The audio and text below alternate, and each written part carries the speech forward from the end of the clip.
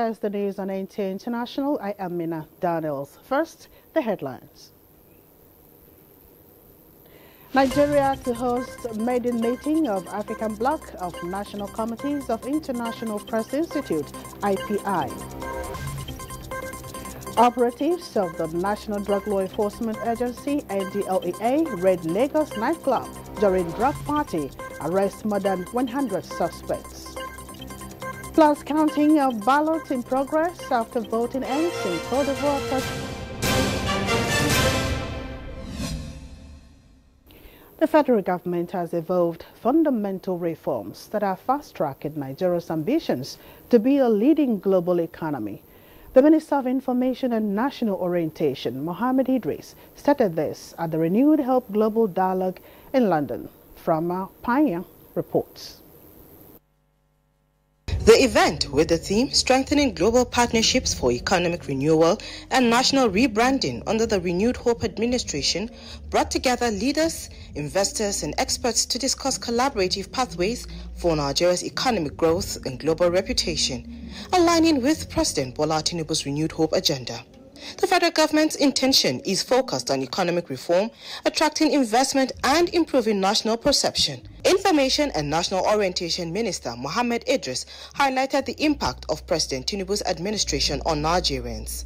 Idris said the federal government has evolved the ease of doing business to attract foreign direct investment, as well as making Nigeria the investors' hub on the continent of Africa. We have a unified exchange rate, as I said. We have a national student loans program.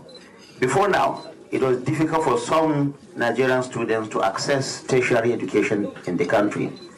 But about a year and a half ago, President Bola Tinubu instituted what is called the Nigerian Education Loans Fund, which gave access today to over 600,000 young men and women in Nigeria to access education. Now, the president is not just paying for their tuition, he is also paying for their upkeep in school. These over 600,000 students would have been out of school if President Bola Tinubu didn't take this decision. This to date has cost the nation over 120 billion naira. We have a new national minimum wage in place, as you all know. We have a national consumer credit program. We have the presidential CNG initiative. We have two new tax regimes that will come into effect on the 1st of January 2026. Also, the president set up what is called the Ministry of Livestock Development. It's a potential 30 trillion naira economy that has been left untapped. And so the president created that ministry for the first time. It used to be a unit under the Ministry of Agriculture and Rural Development. With the country out of the grey list, the world is seeing Nigeria as an emerging economy and investors' destination. In Abuja, Frama Panyi, NTA News. Nigeria has accepted to host the maiden meeting of the African Bloc of the National Committees of the International Press Institute, IPI.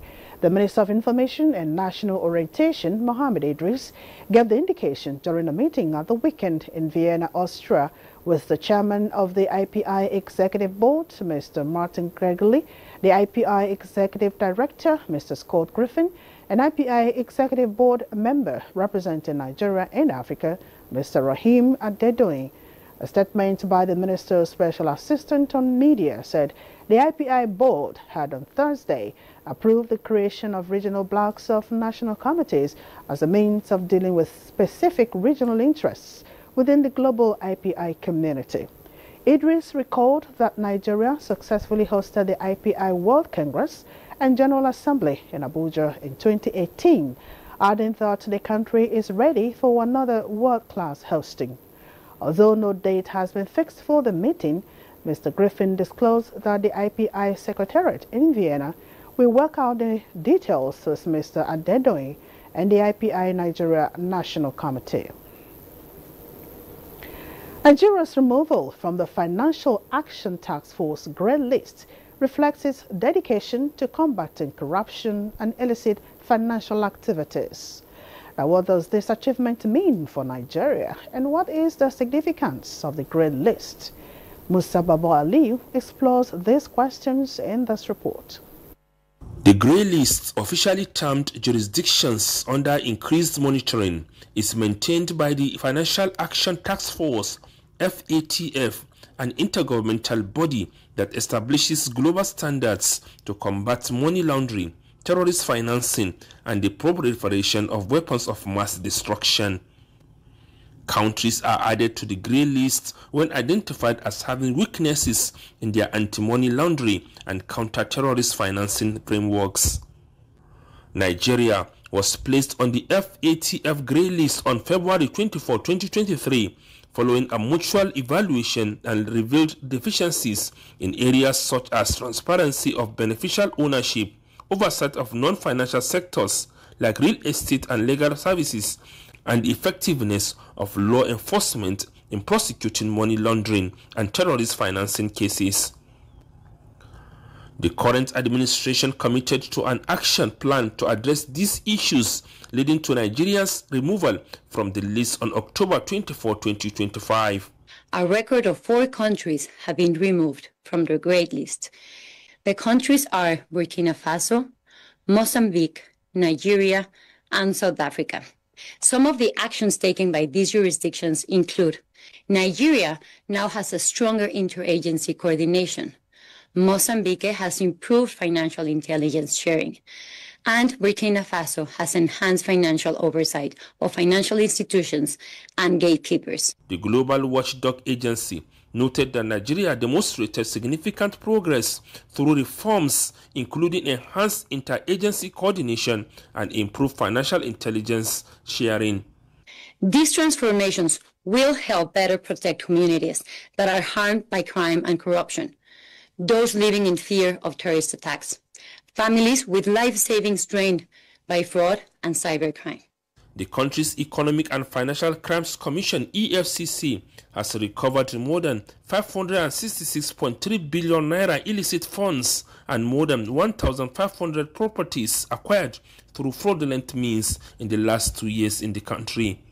Nigeria's exit from the grey list after approximately 2 years and 8 months is expected to boost investor confidence and facilitate smoother cross-border financial transactions. Musa Baba Aliyu, NTA News. And joining us now live in the studio is Mohammed Ahmed of the Nigerian Financial Intelligence Unit to advance the issues of this heartwarming news. Thank you for joining us on the news tonight, sir. Thank you very much.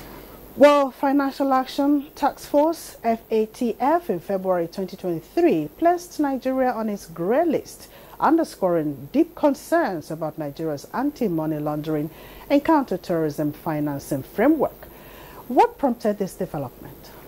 Thank you very much, and it's a pleasure to be with you here today. I think your report did an excellent job of explaining what the Financial Action Task Force is. And I think one of the important things that is important for us to get across is that all countries across the globe are judged against the standards set by the FATF. So it doesn't matter whether you are the largest economy in the world or you're a tiny microeconomy that has literally one bank and a few thousand citizens. Essentially, it's about making sure the entire globe is protected from the threat of illicit finance, from the threat of money laundering, and the threat of terrorism financing. So in 2019, Nigeria was assessed against these standards, and we were found to be deficient. We were found that our laws did not fully comply with the standards of the FATF, and also not just the laws themselves, but our application of the laws, the work being done by our law enforcement, regulatory and supervisory authorities were found to have significant gaps. The report that came out after that evaluation identified around 84 deficiencies across the entirety of Nigeria's AML, CFT, anti-money laundering, and counterterrorism financing framework. So we worked very closely with the FATF over the period of 1 year to look at what we could do to strengthen and address these measures. After that 1 year period, in November 2022, the FATF conceded that we had addressed a lot of those deficiencies, but they identified 19 strategic deficiencies that were left unaddressed. And it was on the basis of those 19 deficiencies that Nigeria was added to the grey list itself in February 2023. And we committed, the Honorable Attorney General of the Federation committed in writing to Nigeria, for Nigeria to address those deficiencies and to address them by the deadline of May 2025, which we are very pleased to announce that we did meet that deadline and we addressed all those items within that time frame. All right, Nigeria and a few other countries have exited the global dirty money list, popularly known as the grey list. What are the implications of this on our economy? So I think it's important to take it from the perspective of what damage being on the grey list does to the economy. So one of the key things is, if you take, for instance, international investors, when they're looking to place money into an economy, they do conduct a risk assessment. And as part of that risk assessment, they look at various sources of information. If they put their money into this country, will it be safe? Will they get a return? And will they get their money back? And the grey list is one of the key indicators that they use to judge the level of risk in a country. So once, if you take, for example, whether you are a businessman in Kano or an industrialist in Nnewi, you are going internationally to seek funding to invest in your business, to invest in your factory. It's going to be more difficult for you to have access to this financing, which means that you can't generate as many jobs as you would like. But more, I think, relevant to a lot of our citizens is, once you travel internationally, or once you're trying to do business internationally, or even if you're trying to buy things from international e-commerce sites, you're going to use a Nigerian card, you're going to use a Nigerian form of payment. And as soon as you use that Nigerian form of payment, there's automatically a trigger that is applied, which says this transaction is coming from Nigeria. It may potentially be linked to illicit activities, whether it's fraud, corruption, or drug trafficking. And a lot of institutions and a lot of financial institutions internationally will choose not to honor our forms of payment, which is why you hear a lot of stories of Nigerians going abroad with their Nigerian issued cards, and they try to do transactions and it simply doesn't work. And this is part of the reason for this. But I think more importantly, it's the reputational damage that we suffer as a country. So being on the grey list, it signals to the international community that as a country, we're not taking the threats of serious crime seriously. We're not working hard to address whether it's corruption, drug trafficking, fraud, or terrorism financing. So by being off this grey list, we send a very strong signal to the international community that we're taking all the necessary steps that we need to do to counter these financial crimes, that we're putting in place the measures to protect our citizens, but also the global community from those threats. So I think we expect to see much easier transactions going forward. We expect to see it much easier for our businessmen to attract investment into the country, whether it's the financial sector, the capital market. And we also expect to see an easing in correspondent banking relationships, which is why I think you've seen a lot of celebration coming out of the financial industry, considering that they will be able to more easily access international financial institutions. All right, Mohammed, just before I let you go, how do we build on this achievement, especially from the NFIU perspective?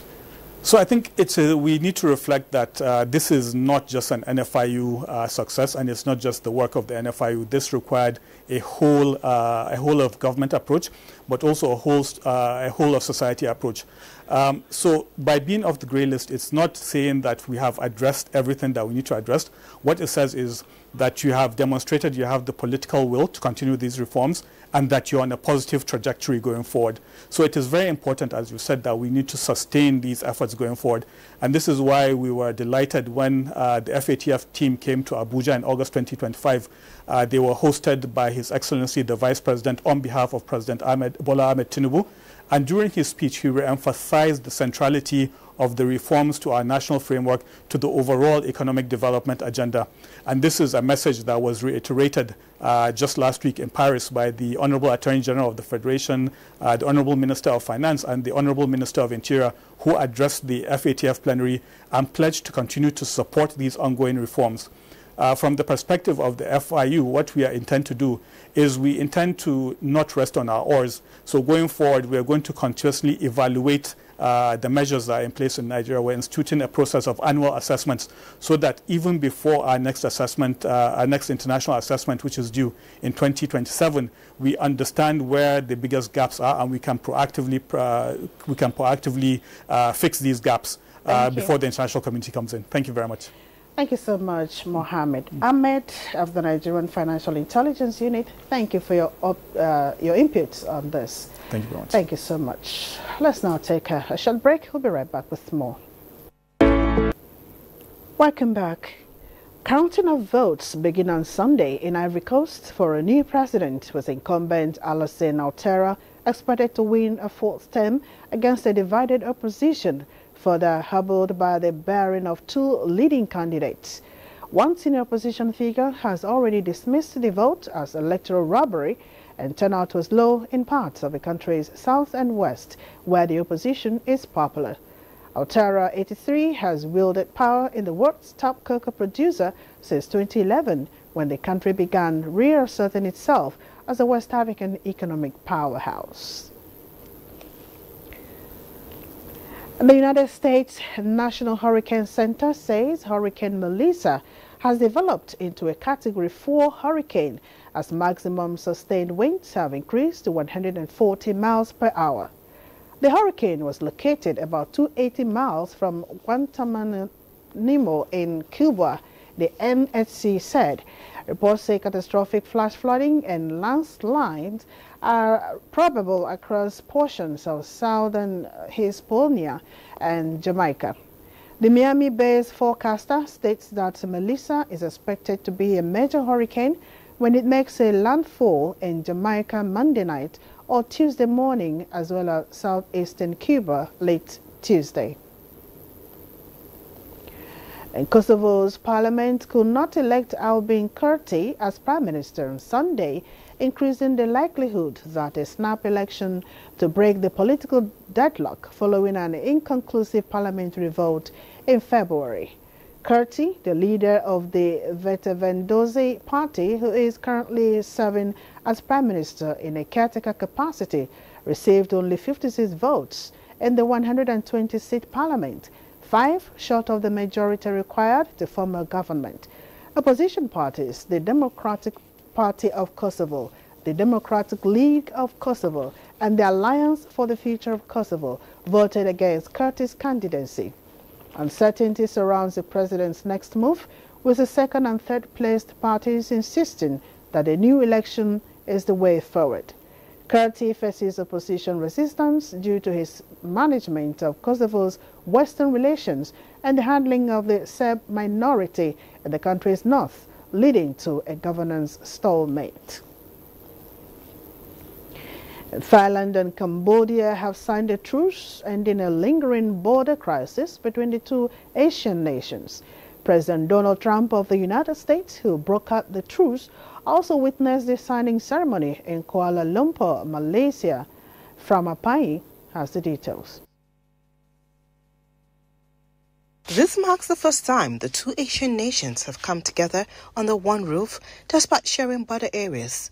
They have been at loggerheads, resulting in deaths and displacement of thousands of their citizens. However, President Donald Trump's initiative led the two countries to sheathe their swords.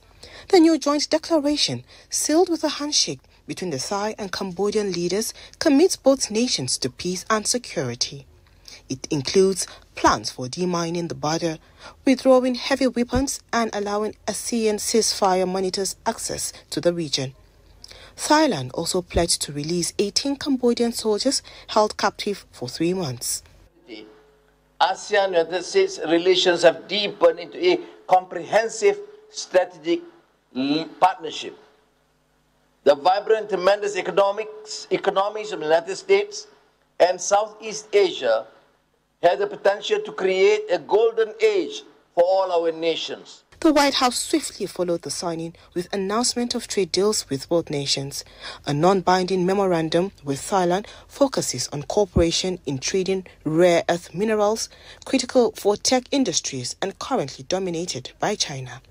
Today, the Prime Minister and I signed a major trade deal between the United States and Malaysia, and together we took part in the signing of a historic peace agreement ending the hostilities between Cambodia and Thailand. We're calling it the Kuala Lumpur Peace Accords. Frama Pani, NTA News. The remarkable model of the Nigerian Technical Aid Corps, NTAC, collaboration with African, Caribbean, and Pacific countries through expert deployment, has been described as a commitment to the ideals of the Sustainable Development Goals. The came at the General Assembly of the Total Support for Sustainable Development, which just ended in Spain, where NTAC Director General Dr. Buba Yusuf Yakub said it is a testament to the new image of Nigeria and international bodies under President Bola Tinubu's renewed hope agenda, describing it as a motivation to do more. Presented for the past 38 years technicals to Africa, Caribbean, and the Pacific countries, and we will continue to do that. Thank you. The sixth Governor Committee, set up by President Bola Tinubu to assess the conditions of the nation's security training institutions across the country, says it is hitting the ground running immediately to achieve the task within the time frame given at this month's meeting of the National Economic Council, NEC. A member of the committee, Governor Abdullahi Sule of Nasarawa State, is a guest on NTA's weekly program on the activities around the presidency called Executive Recap. He says the committee, led by Governor Peter Mba of Enugu State, values the importance and urgency attached to the assignment towards enhancing the welfare and condition of service of the Nigerian police force. From this institution, a lot of them are dilapidated. You know, if you look at the one in Ikeja, for instance, you know, you can see the standard of that. You know, is it up to the standard of what a training institution, you know, that will train the kind of officers that we are looking for will be? You know, so I think the first thing is for us to know what does it take to be, you know, a standard quality training institute, and then now to look at what we have now, and now to recommend what it will take, you know, to do that. I think it's a very simple, straightforward, and I'm happy that the secretary of the committee is actually the immediate past IG. Governor Abdullahi Sule also comments on the recent changes President Tinubu made to the leadership of the Nigerian Armed Forces. If you look at most of the other officers who have been there, the Chief of Air Staff, you know, the Chief of Naval Staff, and the rest of that, they are all people also who are hands-on. So I think, for me, I didn't see anything wrong with it, and I don't see anything wrong with the other officers. You know, General Musa has done well. You know, he did his best. We always commended him. He has attended our meetings of the Nigerian Governors Forum twice. We interacted. He shared with us. I attended another meeting, you know, of the Northern Institutes with him, you know, twice. And so I think all of them seem to be people who have contributed, and it's time to move on. You know, you cannot continue to keep certain people in one position for too long. That's the way I see it. For more on the interview, stay tuned to the NTA as Executive Recap airs on the network service at 10:30 tonight. The federal government deliberate policy that has repositioned the non-oil sector for positive growth on the economy has continued to receive commendation. The latest is coming from the former Executive Vice Chairman, National Agency for Science, Engineering, Infrastructure, NASENI, Professor Mohammed Sani Haruna, who said with the contribution of the non-oil sector, achieving a $1 trillion economy target set by the present administration is possible. Victoria Odito's report is here presented. Driving the non-oil sector revenue initiative of the federal government is the solid minerals, which industry record shows increased investment in the last 2 years. Of particular interest is lithium, which has high global market and has continued to attract foreign investors ready to mine the resources. The development which stakeholders say Nigeria must leverage opportunities created by the increased demand for the product. Speaking at the 2025 Nigerian Society of Engineers Lafia Branch Week, the former Executive Vice Chairman, National Agency for Science, Engineering, Infrastructure, NASENI, Professor Mohammed Sani Haruna, calls for sustained regulations that will catalyze investment in the solid mineral sector. Direction of renewable energy that the world is going through.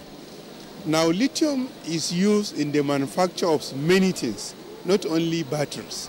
A lot of other products, in ceramics, in other industry, in construction works, in medicine, and even in the development of solar cells. For the state to have commenced processing of this, instead of exporting only raw material, is not a small economic transformation, because doing that will lead to the establishment of many other factories. With a theme unlocking the potential of lithium battery processing in Nasarawa State, a catalyst for economic growth and wealth creation, stakeholders advocate that all solid minerals exploited be processed in the country in order to grow the economy.